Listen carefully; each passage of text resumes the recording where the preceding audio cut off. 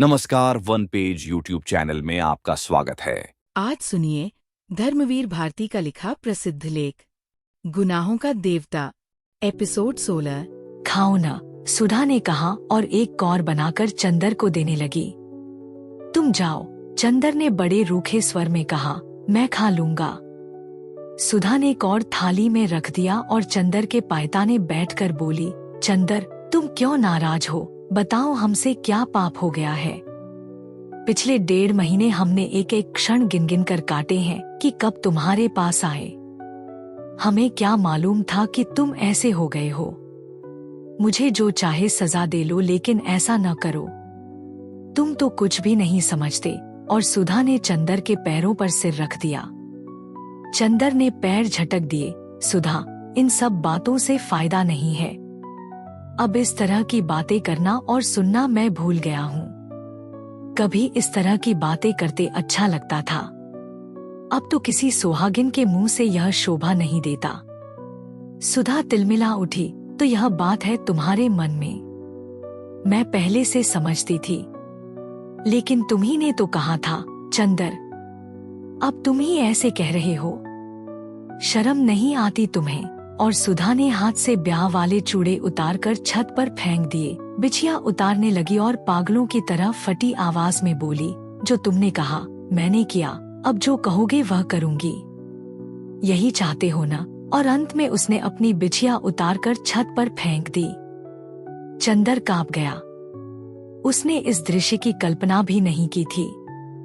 बिंती, बिंती, उसने घबराकर पुकारा और सुधा से बोला, अरे यह क्या कर रही हो?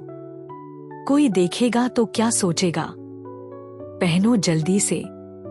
मुझे किसी की परवाह नहीं। तुम्हारा तो जी ठंडा पड़ जाएगा। चंदर उठा। उसने जबरदस्ती सुधा के हाथ पकड़ लिए। बिंती आ गई थी। लो, इन्हें चूड़े तो पहना दो। बिंती ने चुपचाप चूड़े और बिछिया पहना दी। सुधा चुपचाप उठी और नीचे चली गई। चंदर अपनी खाट पर सिर झुकाए लज्जित सा बैठा था। लीजिए, खाना खा लीजिए, बिंती बोली। मैं नहीं खाऊंगा, चंदर ने रुंधे गले से कहा। खाइए, वरना अच्छी बात नहीं होगी। आप दोनों मिलकर मुझे मार डालिए, बस किस्सा खत्म हो जाए। न आप सीधे मुंह से बोलते हैं, न दीदी। पता नहीं आप लोगों को क्या हो गया है। चंदर कुछ नहीं बोला। खाइए, आपको हमारी कसम है, वरना दीदी खाना नहीं खाएंगी। आपको मालूम नहीं, दीदी की तबीयत इधर बहुत खराब है। उन्हें सुबह शाम बुखार रहता है। दिल्ली में तबीयत बहुत खराब हो गई थी। आप ऐसे कर रही हैं। बताइए, उनका क्या हाल होगा? आप समझते होंगे यह बहुत सुखी होंगी, लेकिन आपको क्या मालूम, पहले आप दीदी के एक आंसू पर पागल हो उठते थे, अब आपको क्या हो गया है? चंदर ने सिर उठाया और गहरी सांस लेकर बोला, जाने क्या हो गया है बिंती। मैं कभी नहीं सोचता था कि सुधा को मैं इतना दुख दे सकूंगा। इतना अभागा हूँ कि मैं खुद भी इधर घुलता रहा और सुधा को भी इतना दुखी कर दिया। और सचमुच चंदर की आंखों में आंसू भर आए। बिंती चंदर के पीछे खड़ी थी। चंदर का सिर अपनी छाती में लगाकर आंसू पोंछती हुई बोली, छे, अब और दुखी होइएगा तो दीदी और भी रोएंगी। लीजिए, खाइए। जाओ, दीदी को बुला लो और उन्हें भी खिला दो, चंदर ने कहा। बिंती गई। फिर लौटकर बोली, बहुत रो रही हैं। अब आज उनका नशा उतर जाने दीजिए, तब कल बात कीजिएगा। फिर सुधा ने न खाया तो? नहीं, आप खा लीजिएगा तो वे खा लेंगी। उनको खिलाए बिना मैं नहीं खाऊंगी, बिंती बोली और अपने हाथ से कौर बनाकर चंदर को देने लगी। चंदर ने खाना शुरू किया और धीरे से गहरी सांस लेकर बोला, बिंती, तुम हमारी और सुधा की उस जन्म की कौन हो? सुबह के वक्त चंदर जब नाश्ता करने बैठा तो डॉक्टर साहब के साथ ही बैठा। सुधा आई और प्याला रखकर चली गई। वह बहुत उदास थी। चंदर का मन भर आया। सुधा की उदासी उसे कितना लज्जित कर रही थी। कितना दुखी कर रही थी। दिन भर किसी काम में उसकी तबीयत नहीं लगी। उसने क्लास छोड़ दिए।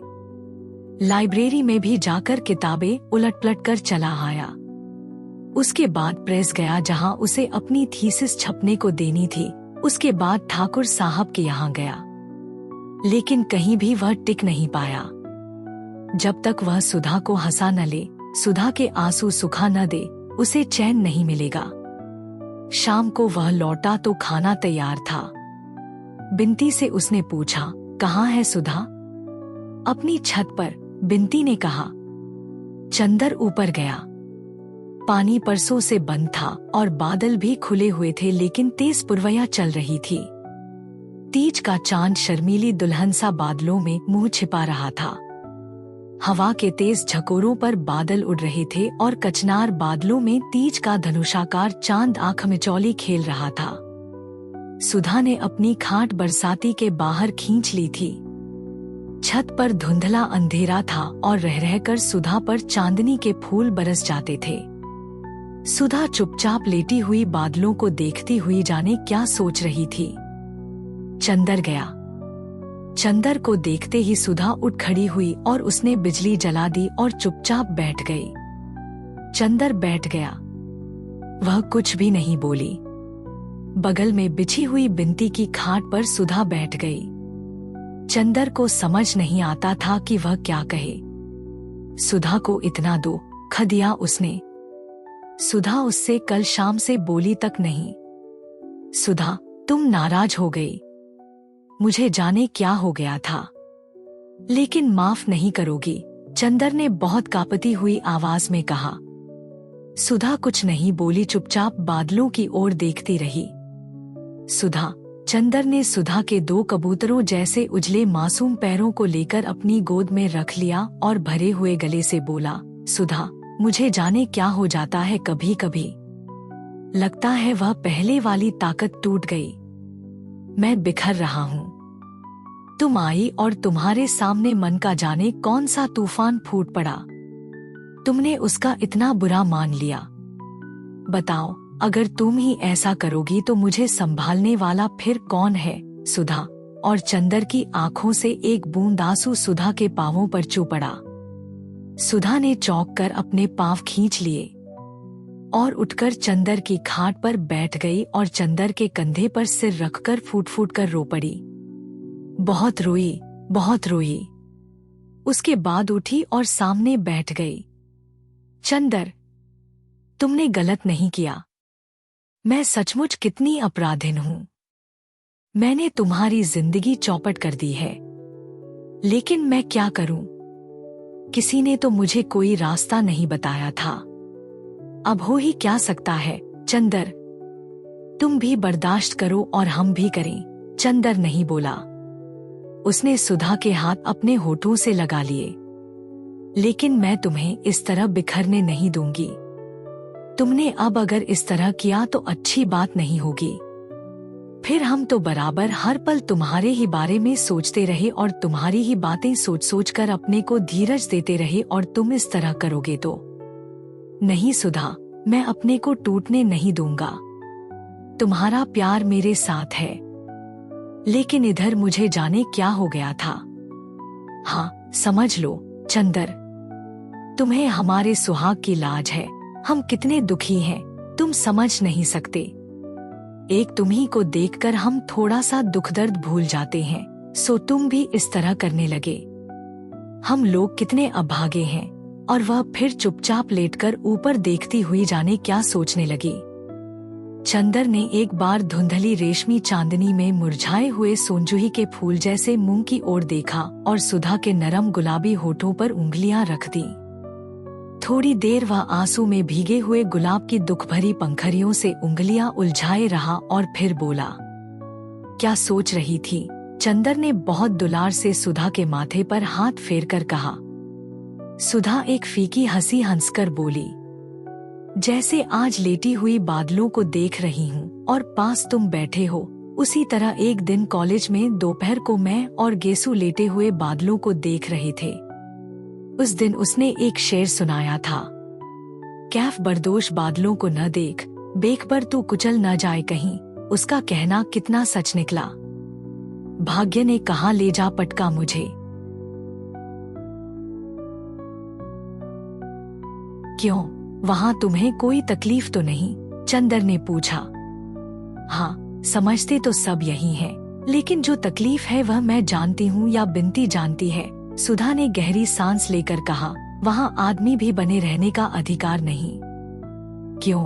चंदर ने पूछा। क्या बताएं तुम्हें चंदर, कभी कभी मन में आता है कि डूब मरूं। ऐसा भी जीवन होगा मेरा, यह कभी मैं नहीं सोचती थी। सुधा ने कहा। क्या बात है, बताओ न, चंदर ने पूछा। बता दूंगी देवता, तुमसे भला क्या छिपाऊंगी, लेकिन आज नहीं, फिर कभी। सुधा ने कहा। तुम परेशान मत हो। कहाँ तुम, कहाँ दुनिया। काश कि कभी तुम्हारी गोद से अलग न होती मैं। और सुधा ने अपना मुंह चंदर की गोद में छिपा लिया। चांदनी की पंखरियां बरस पड़ी। उल्लास और रोशनी का मलय पवन फिर लौट आया था। फिर एक बार चंदर, सुधा और बिनती के प्राणों को विभोर कर गया था कि सुधा को महीने भर बाद ही जाना है, और सुधा भूल गई थी कि शाहजहांपुर से भी उसका कोई नाता है। बिनती का इम्तिहान हो गया था और अक्सर चंदर और सुधा बिनती के ब्याह के लिए गहने और कपड़े खरीदने जाते। जिंदगी फिर खुशी के हिलकोरों पर झूलने लगी थी। बिनती का ब्याह उतरते अगहन में होने वाला था। अब 2-2.5 महीने रह गए थे। सुधा और चंदर जाकर कपड़े खरीदते और लौटकर बिनती को जबरदस्ती पहनाते और गुड़िया की तरह उसे सजाकर खूब हंसते। दोनों के बड़े बड़े हौसले थे बिनती के लिए। सुधा बिनती को सलवार और चुन्नी का एक सेट और गरारा और कुर्ते का एक सेट देना चाहती थी। चंदर बिनती को एक हीरे की अंगूठी देना चाहता था। चंदर बिनती को बहुत स्नेह करने लगा था। वह बिनती के ब्याह में भी जाना चाहता था, लेकिन गांव का मामला, कान्यकुब्जों की बारात। शहर में सुधा, बिनती और चंदर को जितनी आजादी थी उतनी वहां भला क्यों कर हो सकती थी। फिर कहने वालों की जबान, कोई क्या कह बैठे। यही सब सोचकर सुधा ने चंदर को मना कर दिया था। इसीलिए चंदर यही बिनती को जितने उपहार और आशीर्वाद देना चाहता था, दे रहा था। सुधा का बचपन लौट आया था और दिन भर उसकी शरारतों और किलकारियों से घर हिलता था। सुधा ने चंदर को इतनी ममता में डुबो लिया था कि एक क्षण वह चंदर को अपने से अलग नहीं रहने देती थी। जितनी देर चंदर घर में रहता, सुधा उसे अपने दुलार में, अपनी सांसों की गरमाई में समेटे रहती थी। चंदर के माथे पर हर क्षण वह जाने कितना स्नेह बिखेरती रहती थी। एक दिन चंदर आया तो देखा कि बिनती कहीं गई है और सुधा चुपचाप बैठी हुई बहुत से पुराने खतों को संभाल रही है। एक गंभीर उदासी का बादल घर में छाया हुआ है। चंदर आया, देखा सुधा आंख में आंसू भरे बैठी है। क्या बात है सुधा? रुखसती की चिट्ठी आ गई चंदर, परसों शंकर बाबू आ रहे हैं। चंदर के हृदय की धड़कनों पर जैसे किसी ने हथौड़ा मार दिया। वह चुपचाप बैठ गया। अब सब खत्म हुआ चंदर, सुधा ने बड़ी ही करुण मुस्कान से कहा। अब साल भर के लिए विदा और उसके बाद जाने क्या होगा।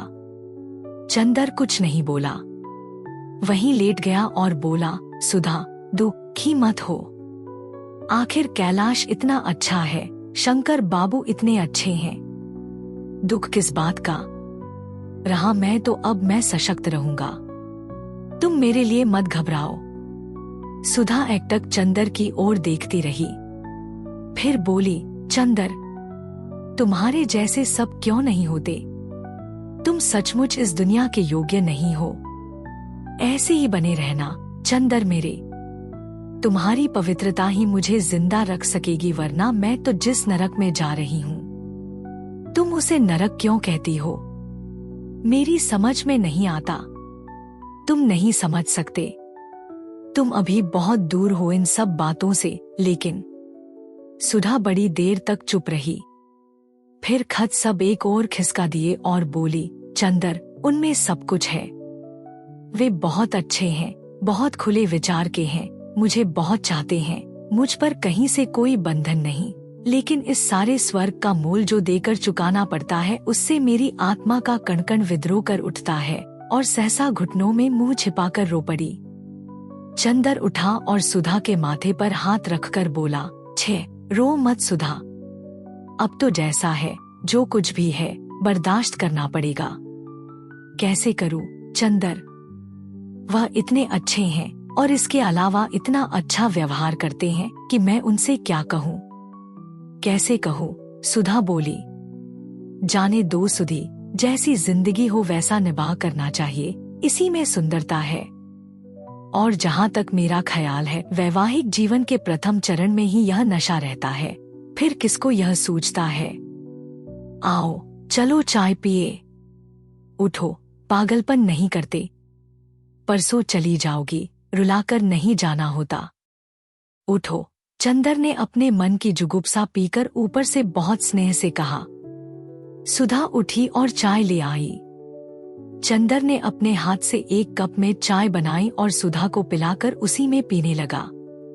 चाय पीते पीते सुधा बोली, चंदर, तुम ब्याह मत करना, तुम इसके लिए नहीं बने हो। चंदर सुधा को हंसाना चाहता था, चल स्वार्थी कहीं की, क्यों न करूं ब्याह? जरूर करूंगा, और जनाब, दो करूंगा। अपने आप तो कर लिया और मुझे उपदेश दे रही हैं। सुधा हंस पड़ी।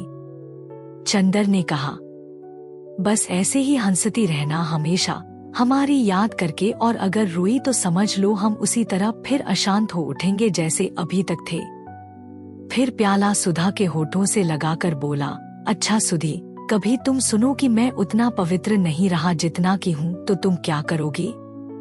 कभी मेरा व्यक्तित्व अगर बिगड़ गया तब क्या होगा? होगा क्या? मैं रोकने वाली कौन होती हूँ? मैं खुद ही क्या रोक पाई अपने को? लेकिन चंदर, तुम ऐसे ही रहना, तुम्हें मेरे प्राणों की सौगंध है, तुम अपने को बिगाड़ा मत। चंदर हंसा, नहीं सुधा, तुम्हारा प्यार मेरी ताकत है, मैं कभी गिर नहीं सकता जब तक तुम मेरी आत्मा में गुंथी हुई हो। तीसरे दिन शंकर बाबू आए और सुधा चंदर के पैरों की धूल माथे पर लगाकर चली गई। इस बार वह रोई नहीं, शांत थी जैसे वधस्थल पर जाता हुआ बेबस अपराधी। जब तक आसमान में बादल रहते हैं तब तक झील में बादलों की छां रहती है। बादलों के खुल जाने के बाद कोई भी झील उनकी छां को सुरक्षित नहीं रख पाती। जब तक सुधा थी, चंदर की जिंदगी का फिर एक बार उल्लास और उसकी ताकत लौट आई थी। सुधा के जाते ही वह फिर सब कुछ खो बैठा। उसके मन में कोई स्थायित्व नहीं रहा। लगता था जैसे वह एक जलागार है जो बहुत गहरा है, लेकिन जिसमें हर चांद, सूरज, सितारे और बादल की छाया पड़ती है, और उनके चले जाने के बाद फिर वह उनका प्रतिबिंब धो डालता है और बदलकर फिर वैसा ही हो जाता है। कोई भी चीज पानी को रंग नहीं पाती, उसे छू नहीं पाती। हाँ, लहरों में उनकी छाया का रूप विकृत हो जाता है। चंदर को चारों ओर की दुनिया सहज गुजरते हुए बादलों का निस्सार तमाशा सी लग रही थी।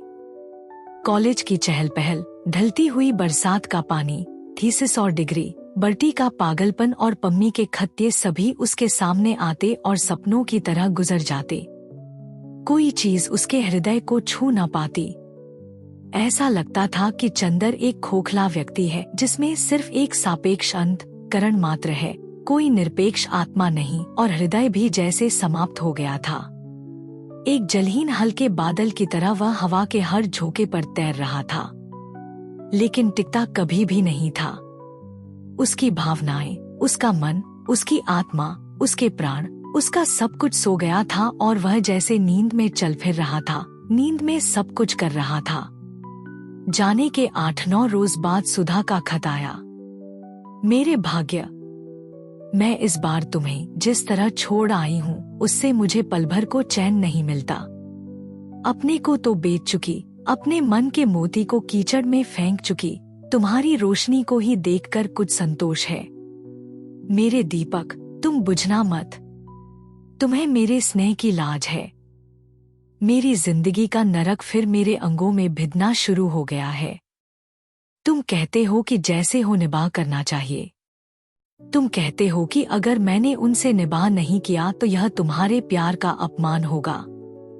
ठीक है, मैं अपने लिए नहीं, तुम्हारे लिए निभाह करूंगी, लेकिन मैं कैसे संभालूं अपने को? दिल और दिमाग बेबस हो रहे हैं। नफरत से मेरा खून उबला जा रहा है। कभी कभी जब तुम्हारी सूरत सामने होती है तो जैसे अपना सुख दुख भूल जाती हूँ, लेकिन अब तो जिंदगी का तूफान जाने कितना तेज होता जा रहा है कि लगता है तुम्हें भी मुझसे खींचकर अलग कर देगा। लेकिन तुम्हें अपने देवत्व की कसम है, तुम मुझे अब अपने हृदय से दूर न करना। तुम नहीं जानते कि तुम्हारी याद के ही सहारे मैं यह नरक झेलने में समर्थ हूँ।